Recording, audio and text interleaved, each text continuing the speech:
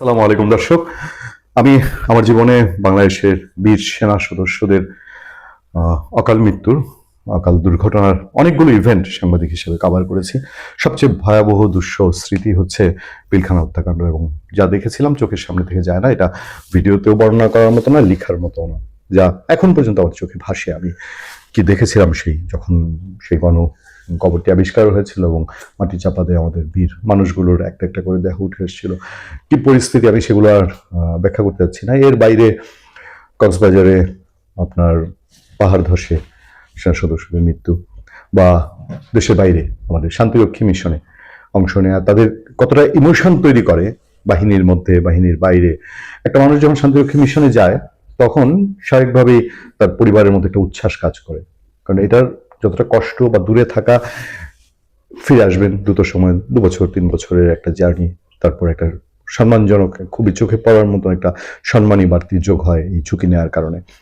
কিন্তু যখন দুঃসহ খবরগুলো আসে, আমার মনে আছে আমি 2024 সালে সম্ভবত 24-এর শুরুতে, আমি তখন 21-এ টেলিভিশনে বা 23-এর শেষে হবে, 24-এর শুরুতে হওয়ার সম্ভাবনা বেশি। এখনকার যিনি সেনাপ্রধান আছেন তার আগের জন তখন দায়িত্বে ছিলেন, আফ্রিকার একটি দেশ মালি থেকে, খুব সম্ভবত আমার যত মনে পড়ে, মালি থেকে এরকম 6 জন সেনা সদস্য শান্তিরক্ষী মিশনে কাজ করে, তাদের উপরে সন্ত্রাসী জঙ্গিরা আক্রমণ করেছিল এবং তাদেরকে সেনা সদরে যে অনুষ্ঠানের মাধ্যমে চিরবিদায় জানানো হয়েছিল, রাষ্ট্রীয় সম্মান দেওয়া হয়েছিল, সেনাবাহিনীর সম্মান দেওয়া হয়েছিল, জানাজা পড়া হয়েছিল, সেই অনুষ্ঠানটি কাভার করার আমার সুযোগ হয়েছিল এবং সেই অনুষ্ঠানে আমি দেখেছি যে এই মানুষগুলোর জন্য সেনাবাহিনী কি আবেগ কাজ করে।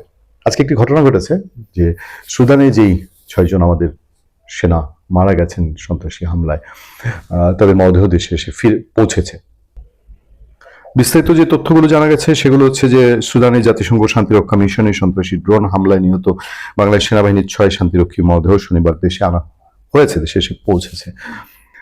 আমরা এই ঘটনায় নিঃসন্দেহে আমাদের শোক জানাই জাতির এই সূর্য সন্তানদের, এবং তারা বাংলাদেশের মুখ পৃথিবীতে উজ্জ্বল করেছেন। লড়াকু সৈনিকের চেহারা তারা পৃথিবীর মানুষের কাছে উন্মোচন করে এসছেন।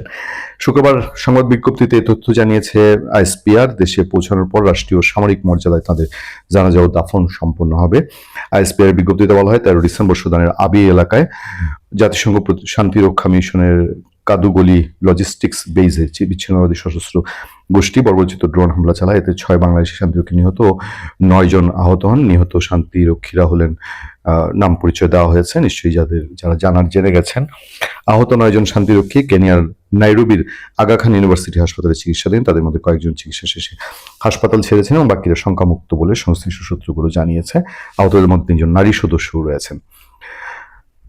আমি যে বিষয়টায় আপনাদের দৃষ্টি আকর্ষণ করতে চাই, সুদান এমন একটি ঝুঁকিপূর্ণ এলাকা। সুদানে আমাদের বন্ধু বান্ধবের মধ্যেও সুদানের বলতে গেলে দায়িত্বশীল জায়গায়, সুদানে আমাদের শান্তিরক্ষা মিশনে একদম দায়িত্বশীল চেয়ারে আমাদের বন্ধু বান্ধবরা দায়িত্ব পালন করে সবে দেশে ফিরে এসছেন, এরকম আছেন। তাদের কাছ থেকে আমরা যেটুকু জেনেছি যে এত ঝুঁকিপূর্ণ, আমাদের ক্যাম্প থেকেও যিনি চিফ তিনিও বাইরে যান না।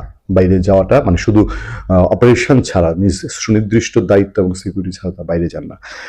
এখন ঘটনা হলো, মরদেহগুলো দেশে এসছে। অনেকে সোশ্যাল মিডিয়ায় দেখবেন বলছে যে ওসমান হাদি তার মরদেহ জাতীয় পতাকায় মুড়িয়ে আনা হয়েছে।